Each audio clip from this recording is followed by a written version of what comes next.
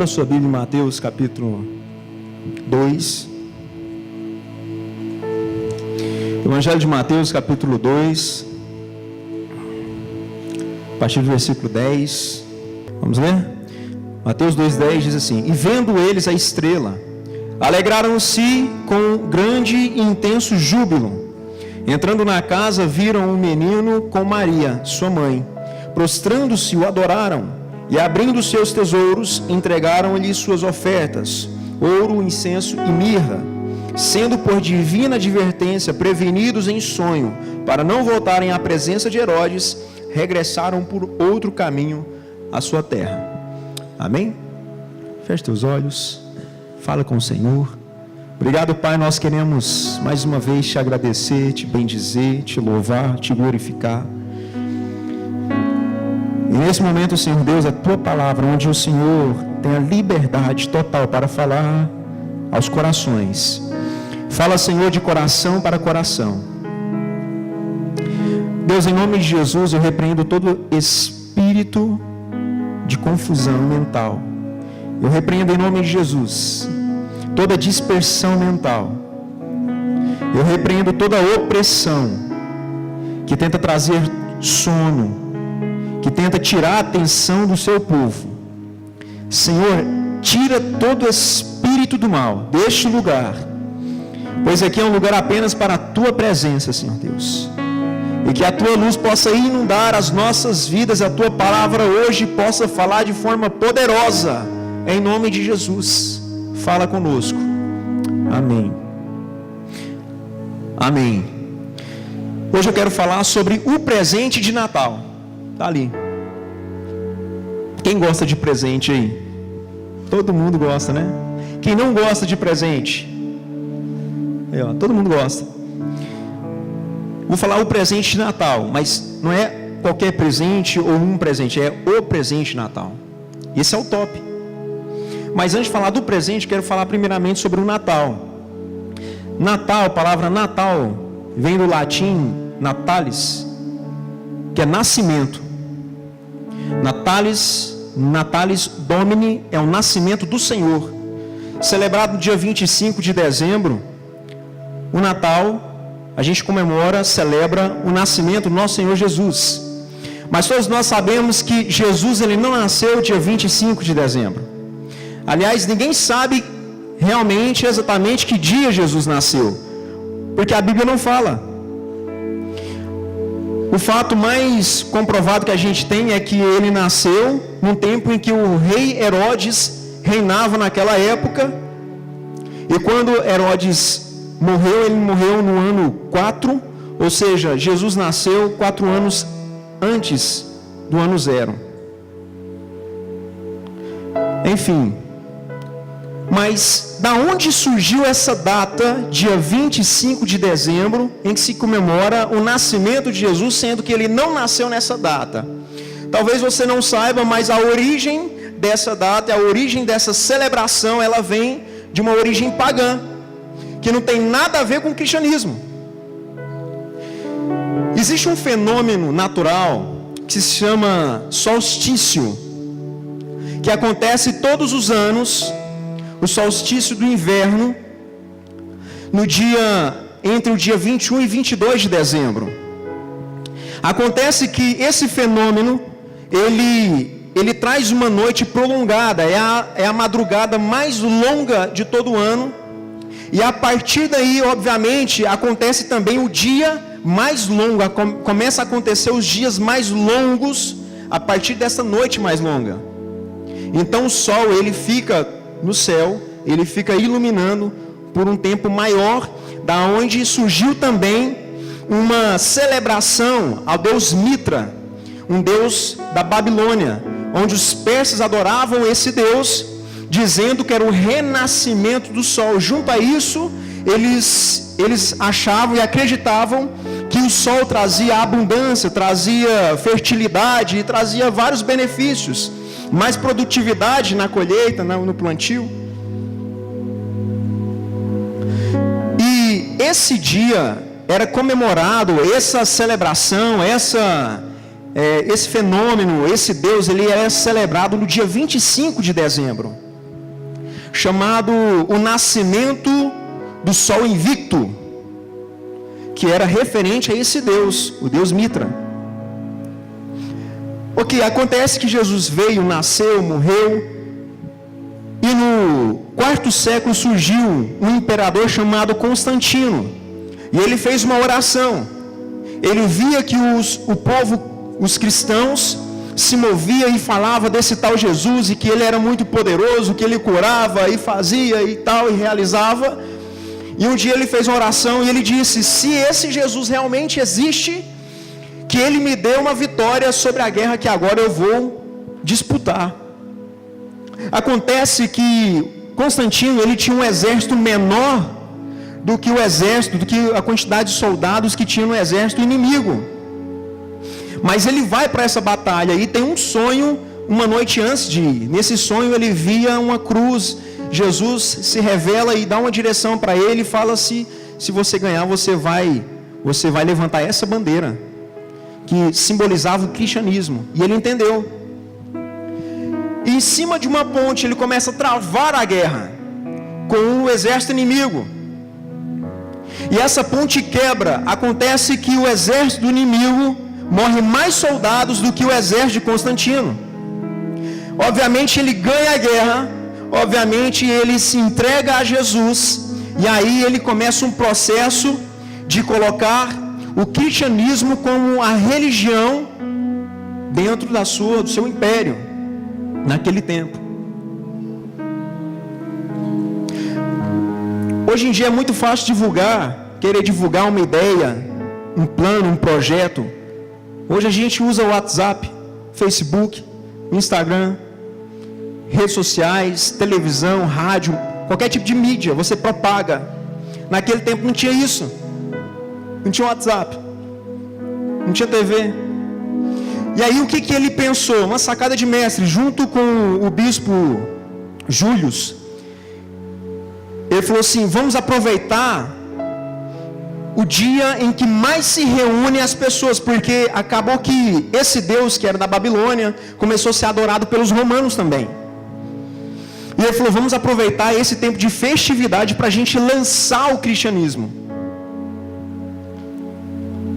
E sabendo que no dia 25 de dezembro se adorava o renascimento do sol, esse Papa Július, ele descobriu pela palavra de Deus que Jesus estava sendo referido quando em Apocalipse fala que ele é o sol da justiça, e que ele nasce para todos aqueles que creem nele. Amém? Estão acompanhando? Amém? Fica ligado, Deus vai falar contigo aí. E aí eles pensaram: nós vamos falar que esse sol que eles adoram é o mesmo sol da justiça. E nós vamos implantar, e nós vamos colocar o cristianismo no meio dessa data. E aí eles começaram a divulgar no dia dessa grande festividade. Mas também tinha uma outra festa que era celebrada nessa mesma época e que durava 12 dias, que era a Saturnália, que era uma divindade chamada Saturno. Eles adoravam esse Deus, e o hábito e o que eles faziam nessa adoração, nessa celebração, era a entrega, a troca de presentes. Então tudo isso se comemorava na mesma época, dentro desses mesmos dias. Havia troca de presentes, havia comida, bebida, danças, festas, luzes. Parece com algo que vocês conhecem ou não? É idêntico. E eles falavam: tá aí, nós vamos esperar o povo se reunir e nós vamos lançar. E assim aconteceu. Foi daí que surgiu o nosso Natal. E eles disseram: Jesus é o Senhor Sol, Ele é o Sol da Justiça. E aí assim começou a se propagar. É claro que de primeira houve algumas resistências. Algumas igrejas celebravam o Natal no dia 6 de janeiro. Outras igrejas celebravam o Natal dia 16 de janeiro. mas acabaram se rendendo, se convertendo à mesma data do dia 25 de dezembro, aonde surgiu a comemoração do Natal do Senhor, o nascimento de Jesus. E junto a isso veio também esse hábito de troca de presentes, de se reunir para comer, para beber, para se divertir. Isso foi muito bom, queridos, porque eu acho que realmente precisa de uma data para se celebrar o nascimento de Jesus, apesar da gente não saber, não conhecer qual é verdadeiramente a data. Mas às vezes a gente se perde no meio de tanta coisa que foi inserida nesse dia, nessa data, e a gente acaba deixando passar e acaba se esquecendo ou fazendo confusão realmente com o que é o verdadeiro sentido do Natal. Qual é o verdadeiro sentido do Natal? O que você celebra no Natal? Qual é o seu presente de Natal? Quem já comprou um presente de Natal aí? Pode levantar a mão, irmãos. Eu sei que vocês compraram. Não é pecado não, pode levantar. Quem comprou? Deixa eu ver. Gente, tem um pessoal mascarado aqui, irmão. Pessoal, quem comprou presente de Natal, levanta a mão, em nome de Jesus. Pode levantar bem alto, bem alto. Isso, vai aumentando. Já a terceira, tá vendo? Se eu perguntar mais um, acho que todo mundo levanta.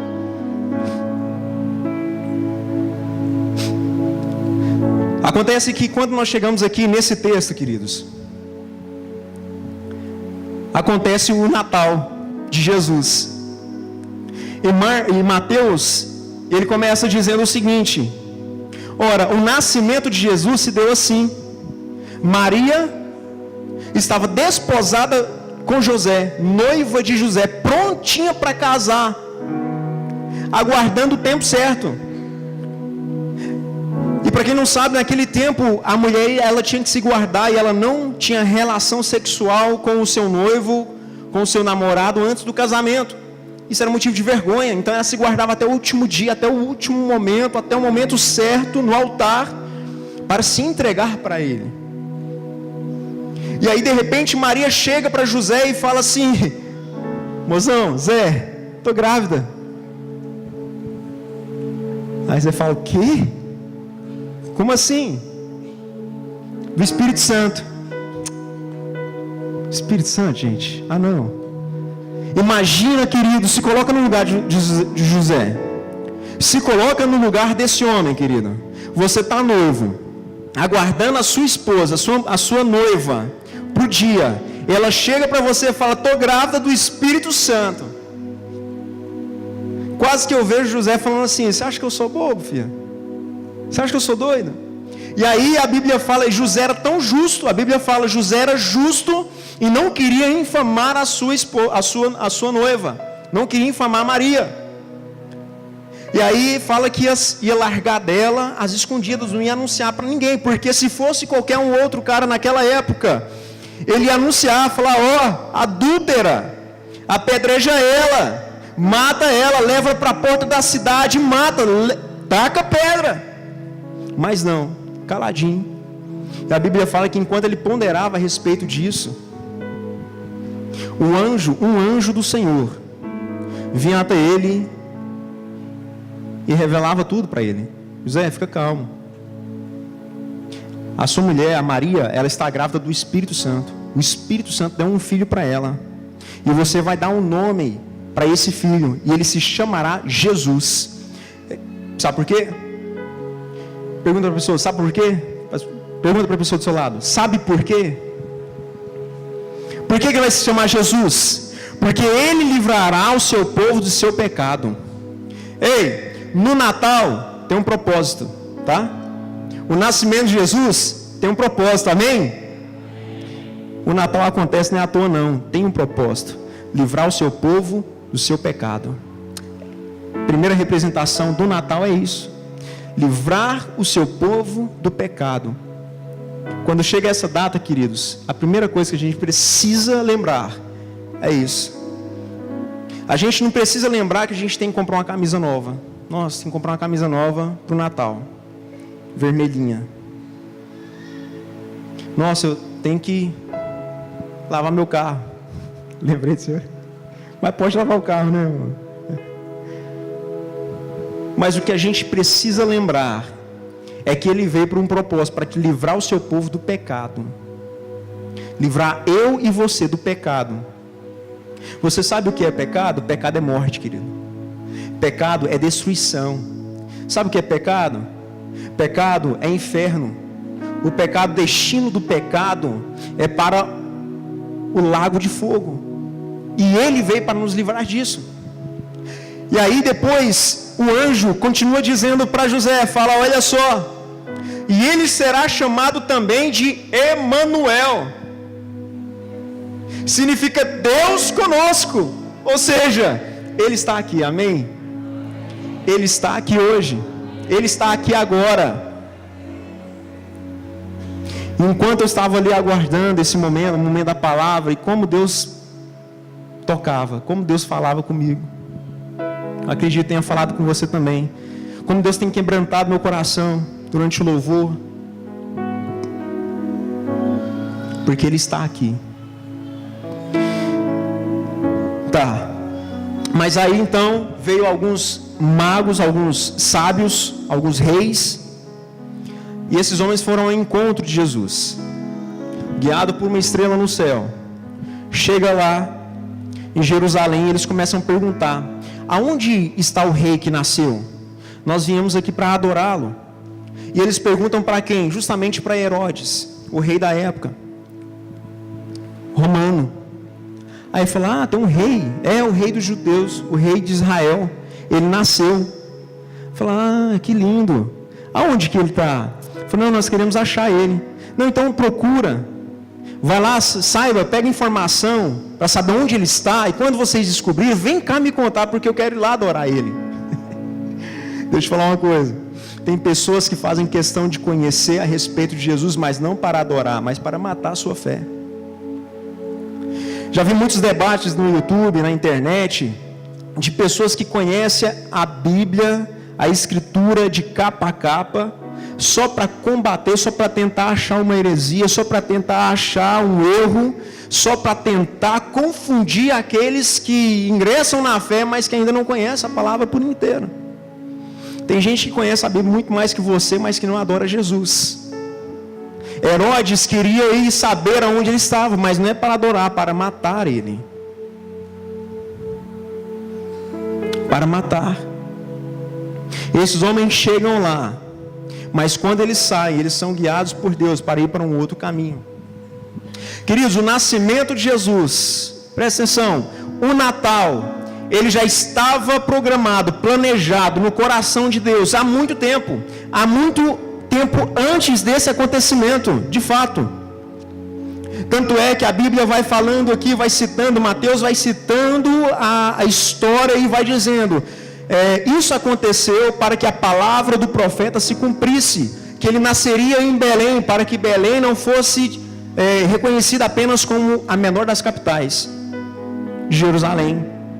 Isso aconteceu para que Jesus, nascendo na manjedoura, pudesse cumprir a palavra do profeta. Jesus, ele foi para o Egito para que se cumprisse a palavra do profeta, quando Deus diz: eu tirei o meu filho do Egito. Jesus volta para Nazaré, é criado lá, cresce lá, estabelece a sua profissão e toda a sua cultura em Nazaré, para que se cumprisse a palavra do profeta, que ele seria chamado o Nazareno. Vocês estão entendendo? O que eu estou dizendo, querido, é que a palavra de Deus, é que Deus já tinha um plano para o Natal, o nascimento do Senhor, Natalis Domini. Ele já tinha programado, ele já tinha um planejamento. Amém? E quando esses sábios encontram com ele, a Bíblia fala, vamos acompanhar aí? Eu ia citar, mas prefiro que você leia. Versículo 11. Entrando na casa, viram o menino com Maria, sua mãe. Prostrando-se,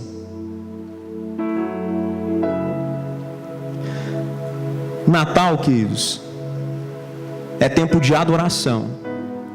Para a adoração, nós precisamos nos prostrar diante dele. O primeiro ato de uma adoração é se humilhar diante daquele que é soberano, que é eterno, que é poderoso, que criou todas as coisas, que sabe de todas as coisas, que é forte, que é poderoso, que é pleno, que é grandioso. Amém? Aquele que sustenta a sua vida, querido. Então a primeira atitude é se prostrar. E se prostrar é reconhecer quem nós somos. Reconhecer que nós somos falhos, fracos, limitados, frágeis, pecadores. Afinal de contas, o Natal é para nos lembrar que Ele veio para livrar o seu povo do pecado. Então a adoração é reconhecer isso. Prostrando-se o adoraram. E aqui é a parte boa. O primeiro presente dado no Natal não foi seu. O primeiro presente dado no Natal não foi meu. Não é uma troca de presente entre eu e você. O primeiro presente dado no Natal, o presente, foi Jesus. E quem deu esse presente foi Deus. Ele entregou e fala: toma, estou dando um presente para vocês.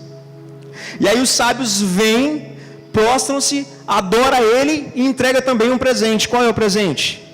Está escrito aqui. 3 elementos.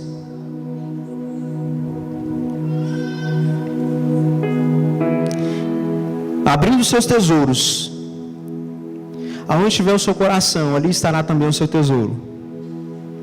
Abrindo seus tesouros, aonde está o teu coração, ali estará o seu. Abrindo os seus tesouros, aonde está o seu coração, querido? Será que seu coração está na casa que você tem, que você vive? Que você lutou tanto para construir ela? Que você trabalhou toda a sua vida, gastou todas as suas forças, energias, inteligência, sabedoria, para construir o seu palácio, entrar para dentro dele e colocar o seu coração nisso? É lá que está o seu coração? É lá que é o seu tesouro? Aonde é que está o seu coração? Será que está no carro zerado que você tirou da concessionária essa semana? E nem trouxe aqui para a gente ungir ele, para a gente orar. Aonde está o seu coração, querido? A Bíblia fala, os sábios abrindo os seus tesouros, entregaram-lhe suas ofertas: ouro, incenso e mirra. Então vamos lá? O ouro. Isso tudo é um presente, amém? E dentro desse presente existe 3 elementos. O primeiro deles é o ouro. Grava isso, queridos. Grava isso. Revelação de Deus. O ouro, ele representa a divindade de Deus. Todas as vezes que a gente olha para o Antigo Testamento, quando a gente vê Deus dando ordens para Moisés construir o tabernáculo, Deus vai falando: eu quero que seja construído com a madeira de acácia, com um material tal, com bronze, com não sei o que, com ferro, mas eu quero que todos eles sejam revestidos de ouro. Sabe por quê? Porque o tabernáculo, o templo, fala assim, ó, sou eu, fala assim, o tabernáculo é você, é eu e você, só que esse tabernáculo precisa ser revestido de ouro, a presença de Deus, amém? Sabe por quê? Porque dentro de você existem utensílios para adoração a Deus, para servir a Deus, mas a gente não consegue servir a Deus se Ele mesmo não estiver com nós. Se Ele mesmo não estiver com você. Olha que trem doido, Zander. Varão, a Bíblia fala que o Espírito Santo nos convence do pecado, do juízo e da justiça. Nem para aceitar Ele vem de nós. É o Espírito Santo que nos convence. Nós só enxergamos porque Ele mesmo coloca em nós um dispositivo para reconhecer quem Ele é. Se Ele não estiver na nossa vida, nós não podemos fazer nada. Mas presta atenção, o ouro também representa as obras. Lá em 1 Coríntios capítulo 12 vai falar sobre isso. Aliás, 1 Coríntios 3:12. Eu gostaria de ir lá com você, vamos lá? Fecha a sua Bíblia não, vamos passear um pouquinho na Bíblia hoje. 1 Coríntios 3:12.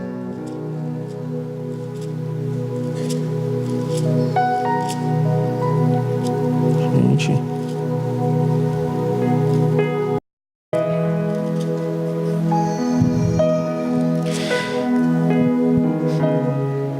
Antes da gente ler, deixa eu falar o que está acontecendo aqui. Paulo, ele está escrevendo uma carta para a igreja de Corinto. O que está acontecendo nessa igreja é que está havendo dissensões. Por quê? Porque tem gente dentro da igreja lá falando assim, ó, eu sou discípulo de Paulo. Aí o outro falou assim, mas eu sou discípulo de Apolo. Apolo é muito mais inteligente. E aí aquele fala, mas Paulo tem um Espírito Santo, ele é muito mais espiritual. Aí levanta os outros bonitinhos lá e fala, mas nós somos discípulos de Jesus, é diretamente com ele, com o Pai. Tem gente às vezes na igreja que fala, não, meu pastor é Deus.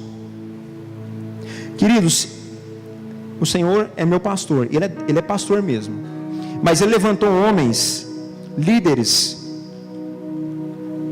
não para governarem, mas para reinarem juntamente com ele. Se não fosse assim, ele não teria colocado no mesmo livro, em 1 Coríntios, Paulo lá na frente ele cita que o Senhor levantou alguns para pastores, outros para profetas, outros para apóstolos, outros para mestres. Então o Senhor levantou os líderes. Jamais diga, não, meu pastor é Deus. Não, porque você tem Deus colocou referências aqui, Deus colocou líderes aqui. E aí eles estavam nessa dissensão. E aí Paulo está falando para eles o seguinte, para com essa bobeira, porque tanto Paulo quanto Apolo, eles são a mesma coisa, são homens. Paulo plantou, Apolo regou, mas quem dá o crescimento é Deus. O que importa, querido, é o tipo de obra. E ele fala, eu lancei um fundamento. Olha só o que Paulo fala, ele está dizendo que ele lançou um fundamento de ensino.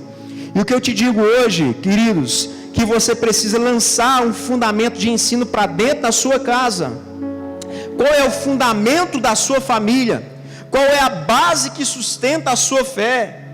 Paulo está falando, o fundamento eu já lancei, esse fundamento se chama Jesus Cristo. Queridos, o fundamento, eu estou falando especificamente do Natal agora, já que nós estamos na época, natalina. O fundamento não é Papai Noel. O fundamento não são os presentes, bolinha, luzinhas, não é isso. O fundamento é a verdade. O que é a verdade? Jesus. No Natal, não se celebra o bom velhinho, se celebra Jesus. Não tenha medo de falar a verdade para dentro da sua casa. Não tenha medo de falar a verdade para os seus filhos. Porque agora ele acha que é Papai Noel e se eu falar vai frustrar ele. Meu irmão, frustrado vai ser quando ele tiver 12 anos e ele descobrir que Papai Noel nunca existiu. Vai se sentir um tolo. Frustrado vai ser quando ele estiver lá na escolinha lá, falando, porque Papai Noel deixou uma bicicleta lá na minha casa. Aí os coleguinhas vão falar, Papai Noel, você acredita nisso até hoje? Mas não só de Papai Noel. Coloca fundamento dentro da sua casa. Coloca a verdade dentro da sua casa, querido. E sobre esse fundamento é que você vai trazer as obras. Olha só, aí é onde nós vamos ler aqui, Aí Paulo ele fala, contudo, se o que alguém edifica sobre o fundamento é ouro, prata, pedras preciosas, madeira, feno, palha, manifesta, se tornará a obra de cada um. A obra de cada um. Então o ouro representa a obra. E ele continua dizendo o seguinte, se permanecer, aliás, 13, manifesta se tornará a obra de cada um, pois o dia a demonstrará, porque está sendo revelada pelo fogo, a qual seja a obra de cada um, o próprio fogo provará. Se permanecer a obra de alguém que sobre o fundamento edificou, esse receberá galardão. Então se a sua obra é ouro, ela permanece. Se a sua obra é palha, ela queima. Se a sua obra é madeira, queima. Se é feno, queima não, evapora. Sabe o que está dizendo aqui, queridos? Tem muita gente que faz as coisas, não é para Deus, não é para agradar a Deus. É para mostrar para homens. E isso não é ouro, isso é palha. A gente vê nesse período de Natal, final de ano, é bênção, queridos. É bom. Mas a gente só faz isso no final do ano. Por quê? A gente só entrega a cesta básica no final do ano. Porque a gente deixa para fazer as doações só nessa época. Sendo que as pessoas precisam todos os dias do ano. Todos os dias do ano a família tem que comer. A gente leva a cesta básica só no dia 23. No dia 22, 24. No dia 25 a gente nem lembra porque a gente está enchendo a barriga nossa. Existem obras que a gente faz, não é para Deus, é só para homens ver. É importante que faça, mas é importante que faça para a glória do Senhor.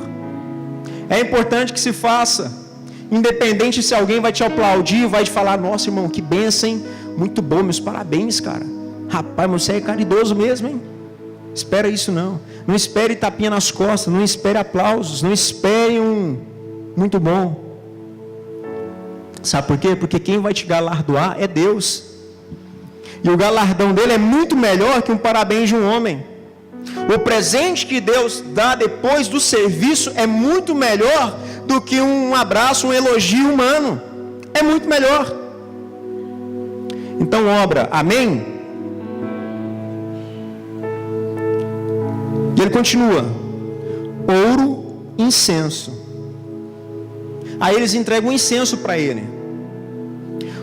O incenso é uma resina que se colocava no templo. Esse incenso, o sacerdote, ele tinha que ir lá todos os dias pela manhã, acender o fogo e deixar o incenso queimando. Nossa, perdão, queridos. E ele ia de manhã e deixava queimando o dia todo. No crepúsculo da tarde, no final do dia, ele tinha que ir lá novamente, acender o fogo, para deixar queimando a noite toda. Esse incenso nunca podia parar de queimar, nunca podia parar de exalar. E quem tinha esse serviço, o único que poderia fazer isso, era o sacerdote. Deixa eu te falar uma coisa.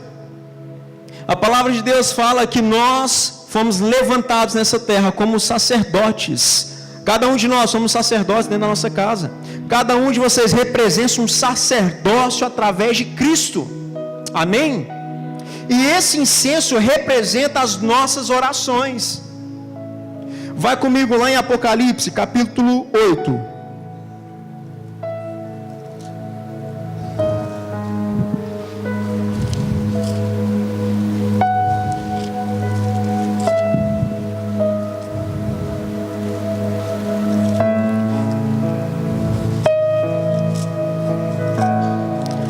Apocalipse 8. Olha só o que a Bíblia fala a respeito da sua oração, querido. Versículo 1. Quando o cordeiro abriu o 7º selo, houve silêncio no céu há cerca de meia hora. Deus manda parar tudo. Para quê? E ele fala: então vi, João, então vi os 7 anjos que se acham em pé diante de Deus. Eles foram dadas 7 trombetas. Veio outro anjo e ficou de pé junto ao altar, com um incensário de ouro, e foi-lhe dado muito incenso para oferecê-lo, com as orações de todos os santos sobre o altar de ouro que se acha diante do trono. E da mão do anjo subiu à presença de Deus a fumaça do incenso com as orações dos santos. As suas orações. Deixa eu falar um negócio: você não sabe o poder da sua oração. Você não tem noção do poder da sua oração. Deus reservou um momento no céu, lá na eternidade, quando todas as coisas foram consumadas já. Nesse momento, haverá um prazo de meia hora, um período de silêncio somente para receber a sua oração. Já parou para pensar nisso? O incensário, o incenso representa a sua oração. Todas as vezes que você ora, Deus não está vendo a sua oração, Deus está sentindo a sua oração. Ele não vê, Ele sente. Porque a Bíblia está falando que a sua oração é um cheiro agradável que sobe na presença dEle, é um perfume. Oh, glória!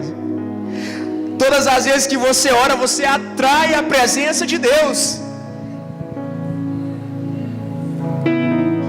Você ajoelha no chão, Deus já... olha esse cheiro. Tem alguém orando. Meu Deus, eu estou todo arrepiado. A hora que você ajoelha, bate o joelhinho no chão, Deus fala, nossa, tem alguém orando. Eu fico imaginando, queridos. E ele vai chegando, e ele chega perto e fala, que minha filha está orando. E quanto mais você ora, mais você exala, mais você perfuma o ambiente, mais fumaça sobe na presença de Deus.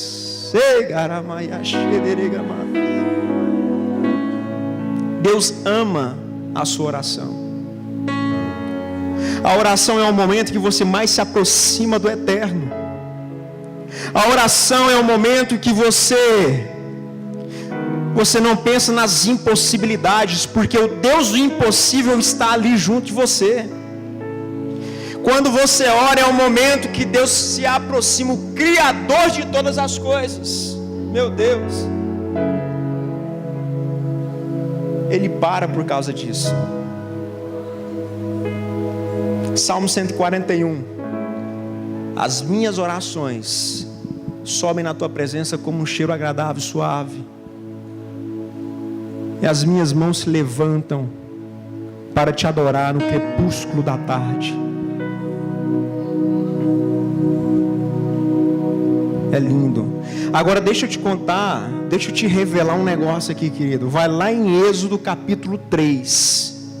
Algo maravilhoso que Deus nos mostra aqui nessa noite. Êxodo capítulo 3. Aliás, Êxodo capítulo 30.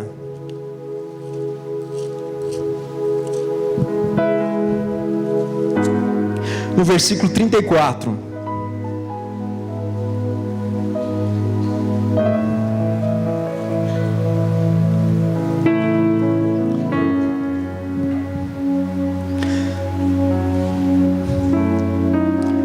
Falar uma coisa, vai abrindo aí, enquanto você vai abrindo, deixa eu falar com você, queridos. A oração move muitas coisas. Eu não sei o que você está passando, mas experimente orar. Eu não sei o que você está enfrentando, o que você passou esse ano todo, mas experimente orar, experimente buscar Deus.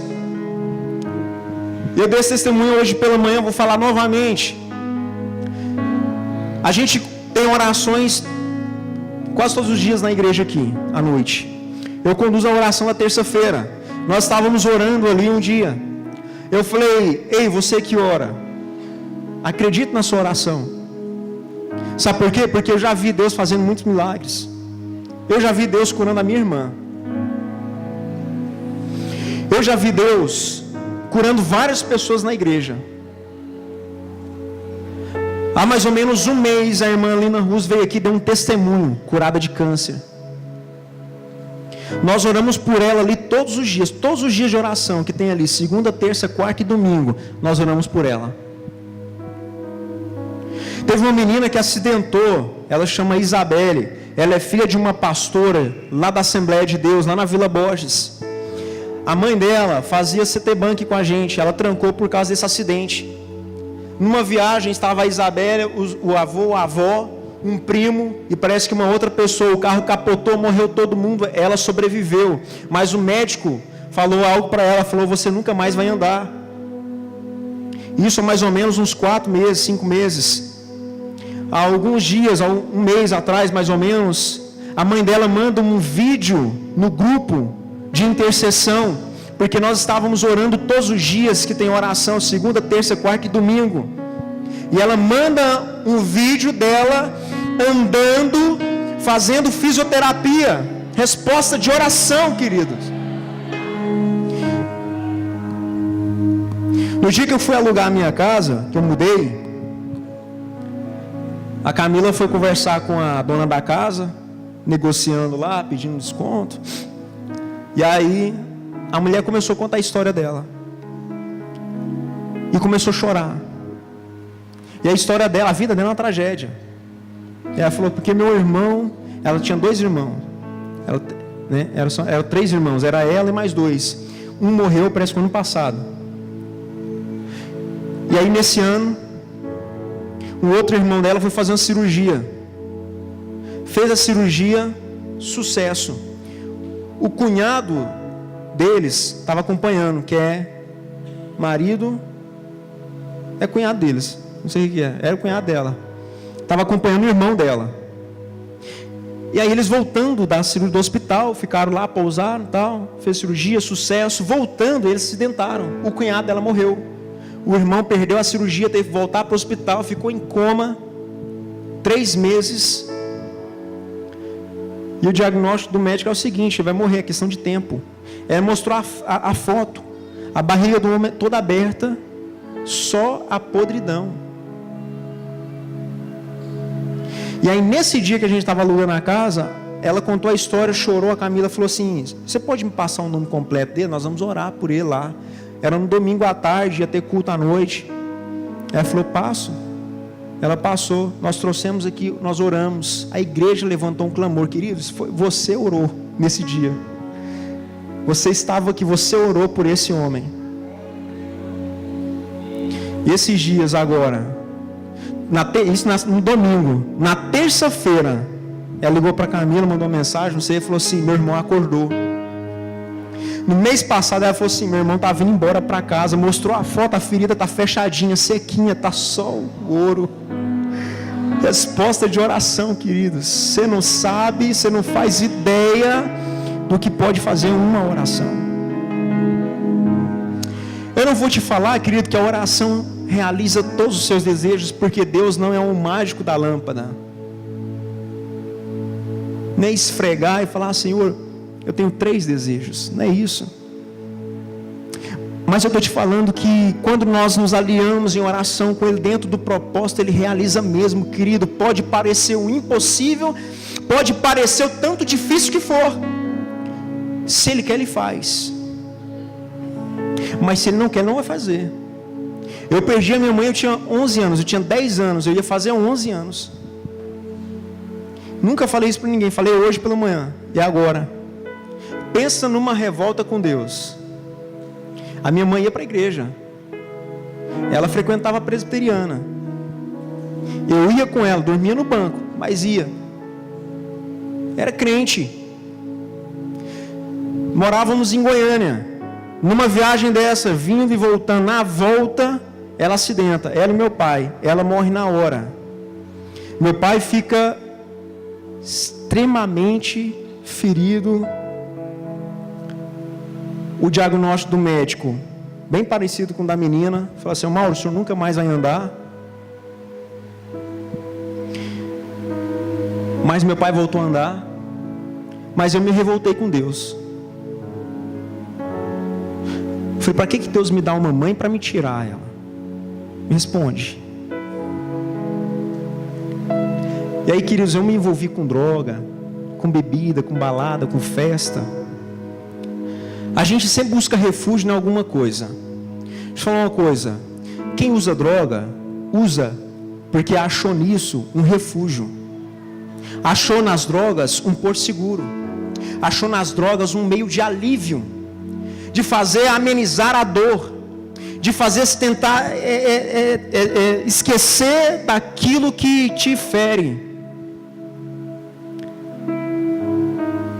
Eu pensei que nada, Deus existe é nada, moço. Não é possível que exista um Deus assim. Queridos, aí um dia eu entrei numa igreja. E eu fiquei 1 ano nessa igreja.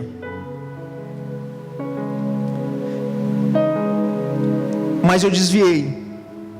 Eu saí. E aí a minha situação era pior do que quando eu tinha entrado antes.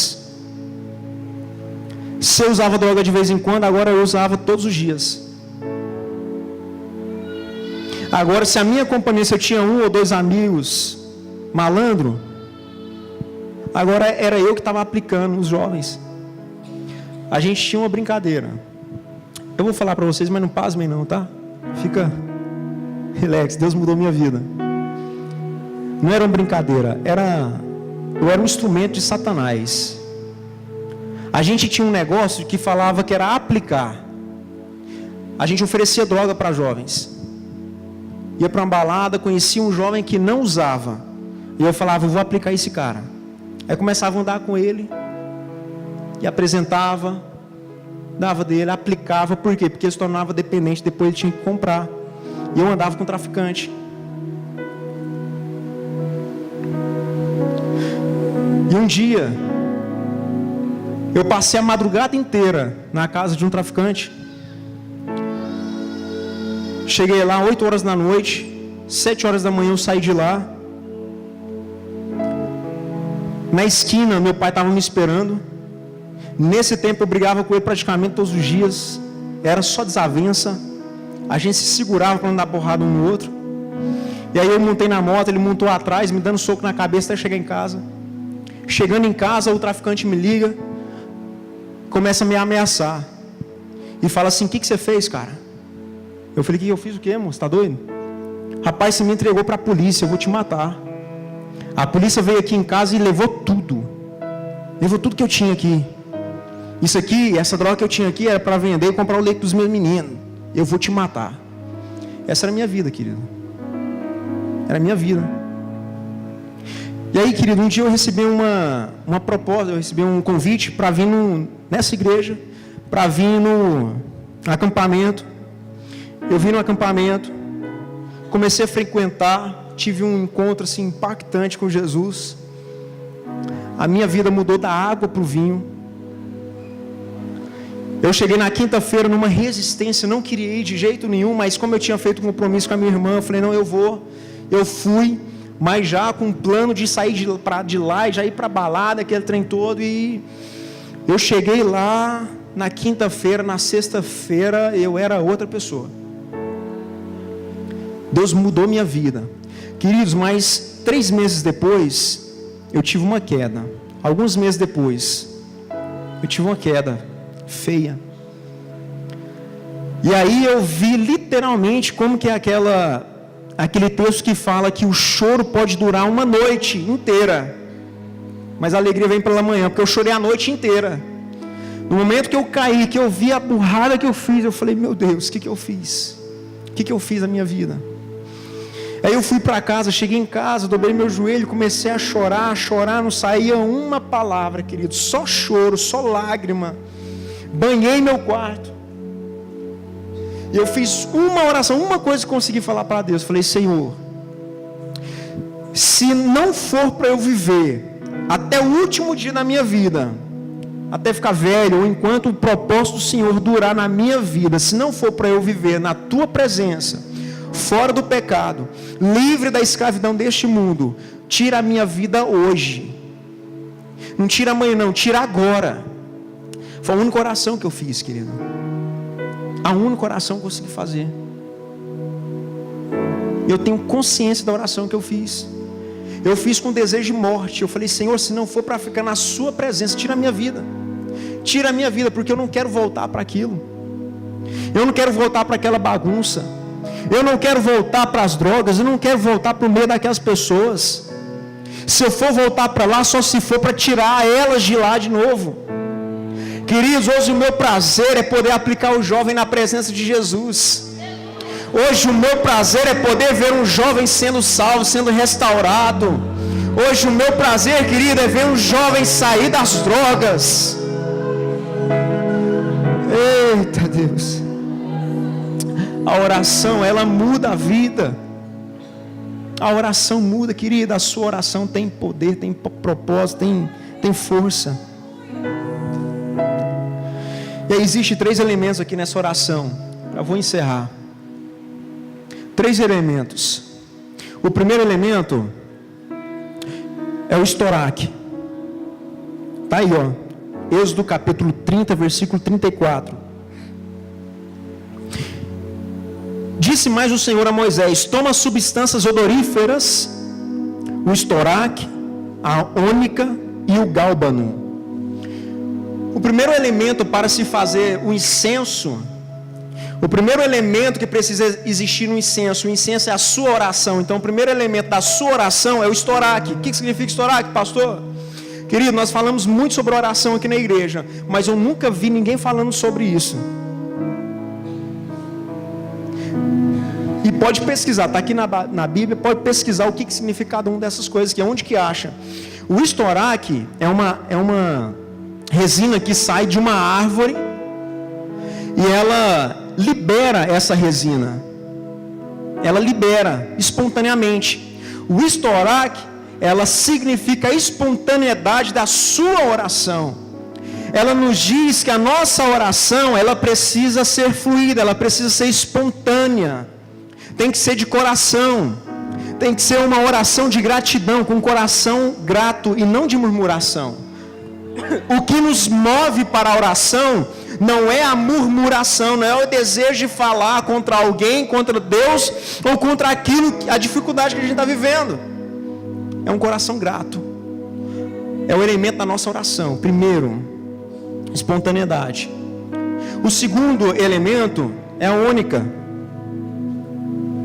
A ônica é um molusco que se acha no fundo do mar, obviamente, e ela nos diz sobre a profundidade da oração.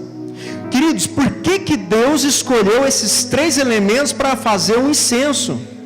É porque Ele queria revelar isso para nós, de que a nossa oração, ela não é rasa, não é superficial. A sua oração, ela precisa ser profunda, e precisa existir esforço para chegar lá. Um dia eu lendo um livro, falava sobre oração, e ele fala sobre a definição da oração, sobre os níveis de oração. Fala que o primeiro nível é quando a gente, com a nossa boca, a gente começa a falar com Deus. Toda vez que você vai começar a orar, vai ser assim. Você vai falar, parece que você não sente nada, nem um arrepiozinho. Não se abre uma janela no céu, nada. Está você e as paredes do seu quarto. Às vezes a luz apagada. Você fala e a única coisa que você ouve é o eco da sua voz. Mas a Bíblia está nos ensinando que a gente precisa se esforçar. Você precisa permanecer, você precisa continuar a buscar. E aí o primeiro nível é esse, onde a gente só fala. O segundo nível é quando a gente já consegue manter uma concentração. O terceiro nível é quando a gente já não quer mais sair daquele lugar. Você já sente a presença de Deus. Todo mundo tem dificuldade para começar a orar. Todo mundo reconhece a necessidade de buscar a Deus. Às vezes a gente tem preguiça, às vezes a gente arruma outra coisa para fazer. Eu vou fazer outra coisa, fugindo da oração. Se esforce. O segundo elemento do seu incenso, do seu perfume, é a ônica, profundidade. E o terceiro elemento é o gálbano. O gálbano, ele é a mesma resina do estoraque, diferentemente, porque o estoraque, ele libera. O gálbano só consegue tirar esse perfume, esse aroma, quando você pega os galhos, esmaga os galhos, quando você torce as folhas, e aí ele começa a liberar o líquido, a substância que vai produzir o gálbano, o perfume, o odorífero. Sabe o que isso nos diz? Nos diz que a oração, a adoração, ela é também um sacrifício. Um sacrifício.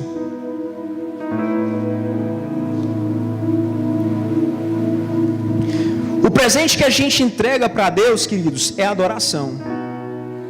Tudo que Deus não quer seu carro, Deus não quer sua casa, Deus não quer o seu dinheiro, Ele não precisa do nosso dinheiro. A gente oferta porque quem precisa é a igreja. Precisa manter a igreja para que a igreja receba pessoas e apresente Cristo às pessoas. É necessário ter um lugar desse aqui. Mas Deus se agrada de uma oferta de coração. Apesar dele não precisar, Ele se agrada quando a gente faz de coração grato, em obediência, e entende o propósito do dízimo, da oferta, da entrega aqui. Mas esse sacrifício, querido, é a nossa adoração diante das circunstâncias que você está vivendo. Eu não sei o que você está passando, você está sofrendo, qual foi a crise que você enfrentou esse ano, ou independente do que você vai enfrentar em 2019, querido, permaneça adorando. A palavra de Deus fala que o Senhor procura no meio da terra verdadeiros adoradores, que o adoram em espírito e em verdade. Adorar não é somente levantar a mãozinha aqui, não é somente acompanhar a letra no telão. Adorar não é cantar apenas uma música. Adorar é se entregar para Ele com profundidade, com esses elementos aqui. Esse é o presente que o Senhor aguarda de nós. Esse é o presente que o Senhor aguarda de você. Esse Natal. O presente. Queridos, é uma troca de presente, mas não é entre eu e você. Pode existir. Pode dar presente para mim e eu recebo, tá? Recebo. Mas o Natal não é só para esse tipo de presente. Na verdade, o verdadeiro sentido do Natal é uma troca entre você e Ele. Ele já te entregou Jesus, Ele já se entregou a você. E o maior presente para Ele é você, amém? O maior presente que Ele possa receber é a sua vida,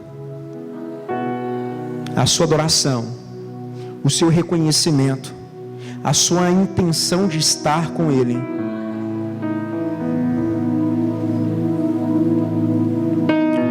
Qual é o presente que você tem para esse Natal? Feche teus olhos, quero orar com você.